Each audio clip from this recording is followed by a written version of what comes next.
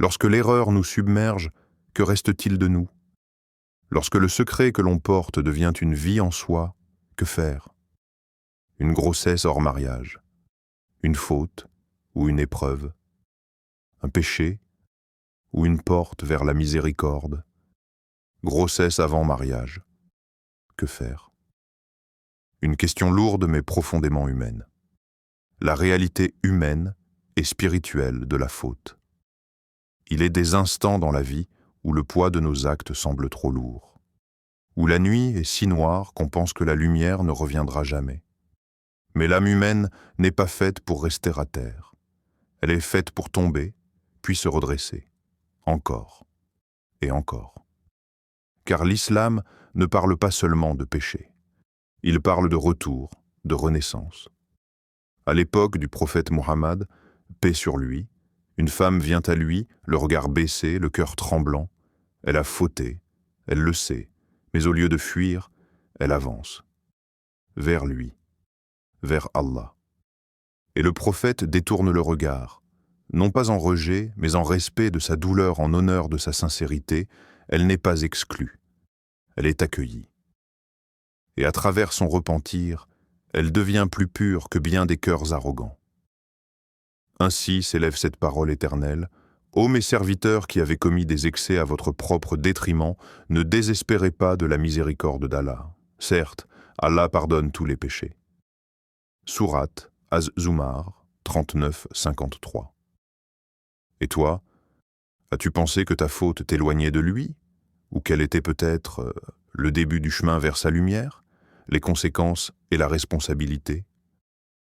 Il y a des fautes qui laissent d'îlots des traces, des silences lourds dans les maisons, des regards fuyants, des cœurs qui saignent en secret. Mais l'islam ne nous apprend pas à jeter la pierre. Il nous apprend à porter les âmes blessées, à les entourer sans les écraser. L'enfant né d'un péché n'est pas une honte. Il est un miracle de la vie, une page encore blanche. Ce n'est pas lui qui a fauté. Et Allah ne punit jamais l'innocent. Un homme, le visage ravagé par la peur, est allé vers l'imam al-Hassan al-Basri. Sa fille était tombée enceinte hors mariage. Il attendait une sentence, un verdict, une humiliation. Mais l'imam n'a pas levé la voix. Il a ouvert son cœur. Sois pour elle un refuge, dit-il. Que ta maison soit un abri, pas un tribunal. Montre-lui que la porte de Dieu reste ouverte, même après l'erreur. Puis il rappela cette parole divine. Quiconque sauve une vie, c'est comme s'il avait sauvé toute l'humanité. Sourate Al-Maïda 5.32. Et toi, quand un proche tombe, es-tu celui qui l'enfonce? Ou celui qui l'aide à se relever pour sauver une vie? Le repentir sincère et la reconstruction. Il y a une beauté que seul celui qui pleure ses fautes peut voir. Un éclat invisible aux yeux de ceux qui n'ont jamais chuté, le regard d'Allah posé sur un cœur qui revient. Le prophète, paix sur lui, disait: Celui qui se repent d'un péché est comme celui qui n'a jamais péché. Ibn Majah. Parce qu'en islam, le repentir n'efface pas seulement, il transforme. Il ne fuit pas le passé, il le guérit. Faire taouba, c'est déposer son fardeau devant celui qui ne le rejette jamais. C'est pleurer, non pas de honte, mais de manque. C'est se dire: Ya Rab, je reviens. Je ne veux plus vivre loin de toi. Écoute cet appel vibrant du Coran comme une main tendue. Et repentez-vous tous devant Allah, aux croyants, afin que vous réussissiez. En Sourate An-Nur 24-31. Et si cette erreur n'était pas la fin, mais l'opportunité sacrée de redécouvrir Allah comme jamais auparavant? L'enfant, une lumière malgré l'obscurité. Il y a des silences qui parlent plus fort que les mots, le silence d'un berceau, le silence d'un regard d'enfant qui ne juge pas, qui ne connaît pas le passé, mais qui respire la pureté. Chaque enfant naît avec la fitra, ce souffle pur qui le relie naturellement à Allah, ce secret lumineux qu'aucune faute ne peut ternir. Il n'est ni malédiction, ni rappel d'un péché.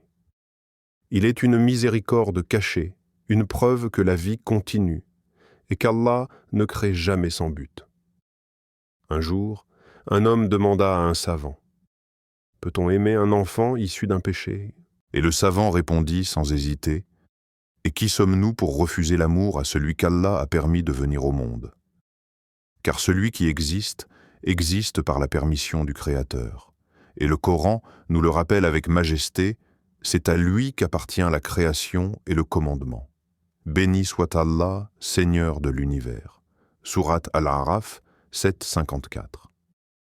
Et si cette épreuve ne t'avait pas été donnée pour te briser, mais pour t'éveiller à une miséricorde que tu ne connaissais pas encore? Invitation à la paix intérieure.